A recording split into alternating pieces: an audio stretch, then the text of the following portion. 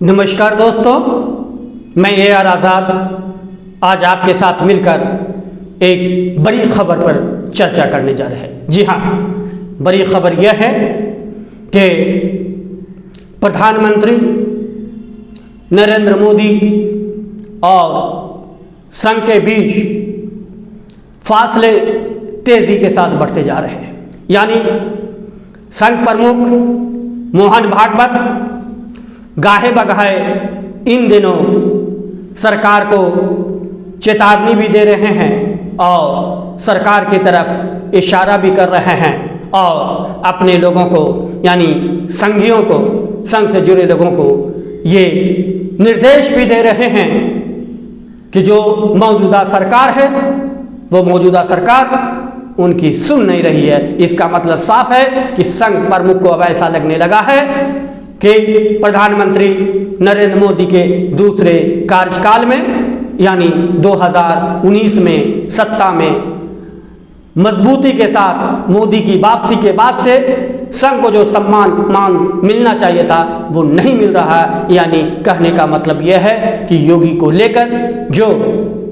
यानी योगी का मतलब उत्तर प्रदेश के मौजूदा मुख्यमंत्री आदित्यनाथ योगी को लेकर और प्रधानमंत्री मोदी के बीच जो भी वार्तालाप का दौर चला हो, कूटनीति चली हो, रणनीति चली हो, राजनीति चली हो, उस सब के पीछे कहीं न कहीं ऐसा है कि प्रधानमंत्री मोदी और अमित शाह की जोड़ी और इधर संघ के बीच में खाइयां बढ़ती जा रही हैं, दूरियां बढ़ती जा रही हैं। नतीजे में संघ को अब ऐसा आभास होने लगा है, संघ अब इस पर सोचने लगा है कि इस तरह की दूरियां, इस तरह की नाराजगी और इस तरह की उपेक्षा तो अटल बिहारी वाजपेयी ने भी उनकी कभी नहीं कही थी। यानी अटल बिहारी वाजपेयी जो है संघ की पूरी बात माने या ना माने, लेकिन संघ को सम्मान देने में भी कभी पीछे न रहे। उन्होंने कई अपने सहयोगी दलों का ख्याल रखते हुए संघ का भी ख्याल रखा। यानी अटल बिहारी वाजपेयी में जो तालमेल की कल्पना थी वो शायद इस सरकार में देखने को नहीं मिल रही है। एक 5 दशक की जो सबको लग रहा है कि हम 5 दशक पीछे चले गए हैं। कहने का मतलब है कि संघ का जो है वो मोदी सरकार की वजह से संघ पर जो विश्वास का एक भाव था, जो संघ लोगों को जोड़ने का काम कर रहा था, हिंदुत्व के नाम पे जोड़ रहा था और हिंदू संघ की तरफ जो है वो बड़ी तेज़ी के साथ बढ़ रहे थे, वो रुक गया है। वो संघ की तरफ जो आने का हिंदुओं की जो रफ्तार थी वो रफ्तार बड़ी धीमी हो गई है और धीमी नहीं हो गई बल्कि संघ स्वयं ये मानने लगा है कि जिस तेज़ी से हिंदुत्व का बोध संघ करवा पा रहा था और हिंदुत्व के नाम पर जिस तरह से देश की बहुसंख्यक जनता उनकी तरफ मुखातिब हो रहे थे, उनकी तरफ लौट रहे थे, उनकी तरफ आ रहे थे, उन्हें लब्बैक कर रहे थे, अब वो विश्वास का जो घड़ा भर चुका है और अब जो है संघ की तरफ जो है लोगों का रुझान कम जा रहा है। और अगर यही स्थिति रही तो संघ जो है कम से कम 25 साल पीछे चला जाएगा। नतीजे में संघ प्रमुख मोहन भागवत कई ऐसे मोर्चे आए जिस पर उन्होंने मुसलमानों को लेकर अपनी साफ राय व्यक्त की। एक बार तो जुलाई में ही, इसी साल जुलाई में उन्होंने ये कह दिया और कि जो लोग मुसलमानों को देश छोड़ने की बात कर रहे हैं और वो मुसलमान के खिलाफ बोल रहे हैं वो खुद हिंदू नहीं है रहेंगे। इसलिए कि जो हिंदू होकर अगर मुसलमानों को भगाने की कोशिश कर रहे हैं उनके लिए कह रहे हैं कि वो मुसलमान जो है इस देश में नहीं रह सकता है, तो जाहिर सी बात है कि वो खुद हिंदू नहीं रहेंगे। और इसका वो तर्क देते हैं कि जितने भी देश में लोग हैं, हिंदुस्तान में लोग हैं, भारत के लोग हैं, सबका DNA एक है। कहने का मतलब उनका यह है कि सारे लोगों, चाहे वो जिस धर्म के भी हो, जिस मजहब के भी हो, जिस जाति से भी बिलोंग करते हों, उनके पूर्वज एक हैं, DNA एक है, मतलब उनके पूर्वज एक है और इस तरह से वो सब के सब भाई है। इसलिए एक भाई को दूसरे भाई को भगाने का कोई अधिकार नहीं है, सबका एक तरह का अधिकार है इस देश पर। इसलिए इस देश को बचाने के लिए और विकास के पथ पर ले जाने के लिए दोनों में मेल जोल होना चाहिए। और फिर वो कहते हैं और कई मौके पर कहते हैं कि राजनीति जो है वो जोड़ने के काम में विफल रही है। यानी कहने का मतलब कहीं ना कहीं वो इशारा सीधे केंद्र सरकार पर है, प्रधानमंत्री नरेंद्र मोदी जी पर है, गृह मंत्री अमित शाह जी पर है कि संघ प्रमुख मोहन भागवत ने जो ये कहा है कि राजनीति में जो है वो जोड़ने का काम नहीं हो सकता है, राजनीति सिर्फ तोड़ने का काम कर सकती है, राजनीति से जोड़ने की उम्मीद नहीं रखनी चाहिए। यानी कहने का मतलब ये साफ है कि 7 साल में जो संघ ने केंद्र पर अपनी ही सरकार के मुखिया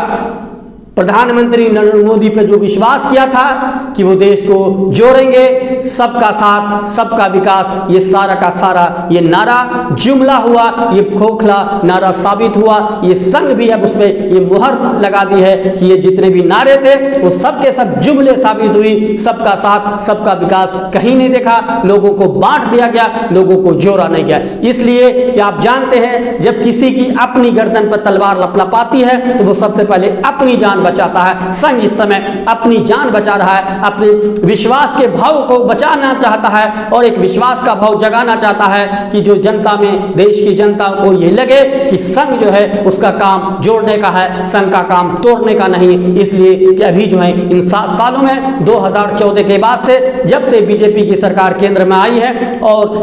प्रधानमंत्री मोदी सत्ता की बागडोर संभाला है, तब से लेकर अब तक वो जोड़ने का काम नहीं हुआ है, वो तोड़ने का काम हुआ है। और एक ऐसा तोड़ने का काम हुआ है कि एक ऐसे अल्पसंख्यकों को निशाना बनाया गया है, उनका विश्वास इस सरकार से डिगा है, इन बीजेपी से डिगा है, संघ से डिगा है। और संघ चाहता है कि इस तरह का अविश्वास जो है इसको ख़त्म किया जाए और ख़त्म करने के लिए उन्होंने ये कहा है कि भाई जो लोग मुसलमान को बाहर करने की बात करते हैं वो खुद हिंदू नहीं है, इसलिए कि सबका यहाँ देश में जितने भी लोग हैं सबका DNA एक है, सबके पुरखे एक है, सबके पूर्वज एक है, सब आपस में एक दूसरे से भाई है और सबका सब हिंदुस्तानी है। और जब वो एक होंगे, ये चट्टानी एकता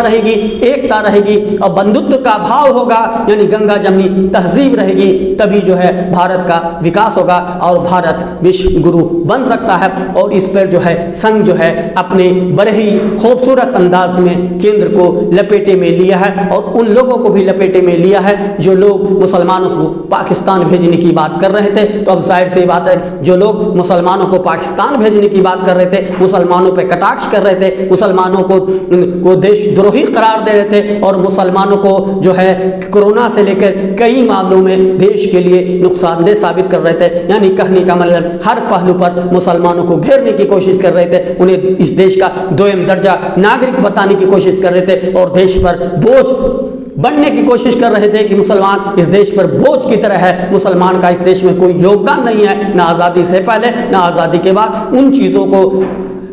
मोहन भागवत ने समझा है और इन चीज़ों का निराकरण करने की कोशिश की है कि जब तक इस देश का मुसलमान इस देश के हिंदुत्व के साथ मिलकर आगे नहीं बढ़ेगा तब तक देश की एकता और अखंडता बची भी नहीं रहेगी। जाहिर सी बात है कि प्रधानमंत्री नरेंद्र मोदी को जो काम करना चाहिए वो संघ को काम करना पड़ रहा और संघ को इसलिए काम करना रहा कि संघ की जो सोच है और संघ जो अपने आप को कहता है कि हम जोड़ने का काम करते हैं, हम देश के लिए काम कर रहे हैं, हम देश के लोगों के लिए काम कर रहे हैं, उस पे 2014 से लेकर 2021 तक में एक काला धब्बा लग गया था। उस धब्बे को संघ छुड़ाने की कोशिश कर रहा, वो धब्बा मिटेगा, ये नहीं मिटेगा। ये दाग अच्छे हैं, ये दाग बुरे हैं, ये संघ भी समझ रहा और देश की जनता भी समझ रहे। इसलिए कि यही वजह है कि संघ ने एक पहल करने की शुरुआत की है। देश के मुसलमानों से भी कहा है कि कट्टरता को छोड़ा जाए और देश के हिंदुओं को भी और ख़ास करके केंद्र सरकार को भी ये साफ जाहिर कर दिया है कि कट्टरतापन से देश का विकास नहीं हो सकता है। और देश का विकास इसलिए नहीं हो सकता है कि जब हम कट्टरता की तरफ बढ़ेंगे तो कट्टरता का रूप भयानक होता है और उससे समाज में विद्रूपता फैलेगी, विद्वेष फैलेगा, नफरत फैलेगी और नफरत के सहारे जो है देश का विकास संभव नहीं है। ये बात जाहिर सी बात है कि इसलिए दो धुर हैं। एक तरफ जो है अमित शाह और प्रधानमंत्री नरेंद्र मोदी हैं और दूसरे तरफ जो है योगी हैं, जो योगी जो है उत्तर प्रदेश के मुख्यमंत्री हैं। संघ को लगने लग रहा है कि संघ अगर 2025-24 के लोकसभा चुनाव में और उससे पहले होने वाले 2022 के उत्तर प्रदेश के 5 जो सहित 5 राज्यों में विधानसभा के चुनाव होने हैं। अगर उत्तर प्रदेश में योगी की हार हो जाती है तो इसका असर सीधा सीधा असर केंद्र पर पड़ेगा, फिर केंद्र की सरकार भी नहीं बचेगी। और नरेंद्र मोदी और उनके सहयोगी को लग रहा है कि अगर 2022 में योगी जीत जाते हैं, उत्तर प्रदेश में योगी की जीत हो जाती है, तो जाहिर सी बात है कि 2024 के लोकसभा चुनाव में प्रधानमंत्री के पद का दावेदार बदल सकता है। संघ स्वीकार नहीं कर सकता है, और संघ इसलिए नहीं स्वीकार कर सकता है कि नरेंद्र मोदी 2025 में 75 साल पूरे कर लेंगे, और एक भाजपा ने जो खास करके खुद नरेंद्र मोदी जी ने जो 75 साल की एक आयु उम्र सीमा तय कर दी थी कि वो मार्गदर्शक मंडल में होंगे, तो जैसे 2024 में अगर मैं फिर से अगर कह रहा हूं, अगर बीजेपी की सरकार आती है, कहीं से मुमकिन नहीं कि 2024 में बीजेपी की सरकार केंद्र में आएगी, लेकिन फिर भी 1% आप ये मान लें कि 2024 में अगर मोदी की सरकार आती है तो 1 साल के बाद 6 महीने के बाद नरेंद्र मोदी जो है राजनीति संन्यास ले लेंगे और अमित शाह को प्रधानमंत्री का पद तोहफे में दे देंगे। इसे किसी भी हाल में जो है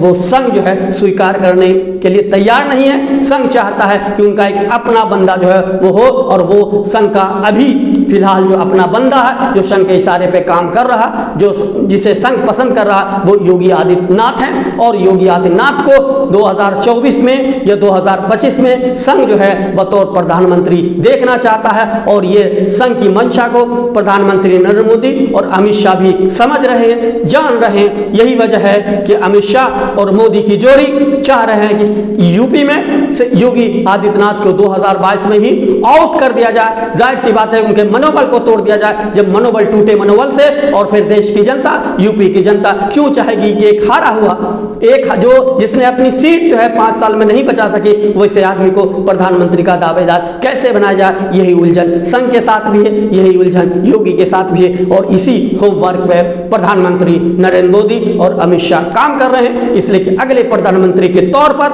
मोदी जो है वो अमित शाह को चाह रहे हैं, और अमित शाह खुद चाह रहे हैं कि वो अभी दूसरे नंबर पे हैं, पहले नंबर पे हो जाए। अगली बार वो पहले नंबर पे हो जाए ताकि देश को अपने हाथ से हैंडल कर सके, अपनी तरह से हैंडल कर, जिस तरह से अपना मंशा है गृह मंत्रालय लेकर पूरी की पूरी चीजों को उलट पुलट कर दे रहे हैं, अपने हिसाब से सब कुछ कर रहे हैं, अपने मनोनुकूल कर रहे हैं, अपने अनुकूल कर रहे हैं, और उन्हें देश से कोई मतलब नहीं है।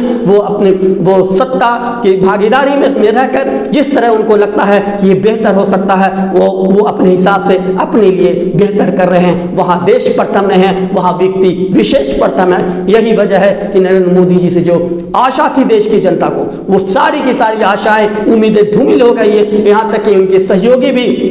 उनसे आहत हैं, और उनके क्रियाकलापों से, उनके राजनीतिक विद्वेषता से, और उनसे राजनीति का बदला लेने का जो तौर तरीका है उससे वो नाराज हैं। आपने देखा होगा कि वक्त वक्त पर राजनीतिक तौर पर बदला लेने से उनके सहयोगी जो है जनता दल यूनाइटेड नाराज रहते हैं। उनका एक सहयोगी जो है, जो एक महत्वपूर्ण सहयोगी रहा रामविलास पासवान की पार्टी एलजेपी, उसका बीजेपी ने बदला किस तरह से लिया, और अमित शाह और प्रधानमंत्री नरेंद्र मोदी ने एलजेपी को कैसे दो फाड़ कर दिए, और चचा भतीजा में किस तरह से आग लगा दी, दूरियां बढ़ा दी, और किस तरह से दोनों जो है दो धूर बन गए, दोनों एक उत्तर और एक दक्षिण की तरफ हो गए, यानी दोनों में कहीं तालमेल रहा नहीं। वो पार्टी किसकी होगी, क्या होगी, आगे चल के वो रणनीति का एक हिस्सा है, सियासत का एक हिस्सा है, यानी राजनीति में बदले की जो भावना है वो किसी से छुपी नहीं। दूसरी चीज, संघ को यह लग रहा है कि केंद्र सरकार ने, मौजूदा केंद्र सरकार ने कूटनीतिक स्तर पर अपने पड़ोसियों के साथ, अपने पड़ोसी मुल्कों के साथ अच्छा व्यवहार नहीं किया है। इस सरकार ने, प्रधानमंत्री जब अटल बिहारी वाजपेयी थे तो वो पाकिस्तान से बात कर रहे थे, कई दौर की बातचीत चल रही थी, लेकिन प्रधानमंत्री नरेंद्र मोदी के आते साथ पाकिस्तान और भारत के साथ जो है वो दूरियां पे दूरियां, और विश्वास पे अविश्वास बढ़ता गया। अफगानिस्तान के साथ दूरियां बढ़ गई, नेपाल के साथ भारत की दूरियां बन गई, और बांग्लादेश के साथ भारत की दूरियां बढ़ गई। यानी कहने का मतलब कि हम जो हैं अपने पड़ोसी को साथ लेकर चलने की जो कल्पना परिकल्पना भारत के पूर्व प्रधानमंत्रियों में थी, उसको इन्होंने मौजूदा प्रधानमंत्री ने अंगूठे पर रखा, ठेंगा दिखा दिया और उसकी परवाह नहीं की। और उसकी परवाह नहीं करने का नतीजा सबसे सामने जो है कि अफगानिस्तान में भारत का अरबों रुपया फंसा हुआ है। और तालिबान के साथ जो प्रधानमंत्री नरेंद्र मोदी ने 2015 से अब तक बचकाना बयान दिया है, उसका ये नतीजा हुआ कि तालिबान ने इनके साथ सारे के सारे मामले खत्म कर दिए, कैंसिल कर दिए। और नतीजे में ये हुआ कि तालिबान ने सीधे साफ कहा है कि आपको अपना बचा हुआ काम करना है तो कीजिए, आगे से हम कुछ नहीं करेंगे और इसका पेमेंट भी नहीं देंगे। यानी भारत के जितने काम हैं, यानी अरबों रुपए के काम हैं, वो भारत के अरबों रुपए के काम जो है तालिबान में फंसे हुए हैं। भारत के सामने सांप चुंदर का हाल है। वो अगर भारत उस अपने अधूरे काम को पूरा अफगानिस्तान में पूरा करते हैं तो उसके पैसे नहीं मिलेंगे और तालिबान को फ्री का सब कुछ सारा कुछ मिल जाएगा। तो जाहिर सी बात है, ये देश की जो क्षति हुई है, इस देश की क्षति जो है प्रधानमंत्री नरेंद्र मोदी की वो विवेकता, वो दूरदर्शिता और कूटनीति के अभाव हुई है। जाहिर सी बात है, इसको लेकर संघ भी चिंतित है, देश भी चिंतित है। और यही बात है कि अभी संघ जो है खुलकर कुछ नहीं बोल पा रहा है, इसलिए कि संघ के सामने 2022 भी है, 2024 भी है। संघ चाहता है कि 2022 में योगी जीत जाए ताकि 2024 में योगी देश के प्रधानमंत्री बन जाए। और प्रधानमंत्री नरेंद्र मोदी और उनकी टीम, उनके सहयोगी चाहते हैं कि 2022 में योगी हार जाए और 2024 में हम प्रधानमंत्री बन जाए और 2025 में जो है अमित शाह प्रधानमंत्री बन जाए। यही दोनों के बीच में रस्साकसी है और उस रस्साकसी के बीच में देश फंसा हुआ है। देश आर्थिक मोर्चे पर विफल हो रहा, देश की सारी संपत्तियां बेची जा रही है और इसकी कोई सूद लेने वाला नहीं, कोई विरोध में आवाज बुलंद करने वाला नहीं है। विपक्ष को सांप सूंघ गया है, विपक्ष को डरा दे गया है और उसी डर के में विपक्ष जो है खामोशी की चादर ओढ़ ली है। अब देश की जनता कब जगे, देश की जनता को कौन जगाए, देश की जनता कब सोचे, देश की जनता करवट कब बदलती है, वो 2022 में ही पता चलेगा, 2024 में ही पता चलेगा। तब तक हम और खबरों पर नज़र बनाए रखते हैं और उम्मीद करते हैं कि हम फिर अगली बुलेटिन में अगले किसी मौजू पर आपसे जो है चर्चा करेंगे। तब तक आप हमें इजाज़त दीजिए। नमस्कार, आपका दोस्त AR आज़ाद। धन्यवाद।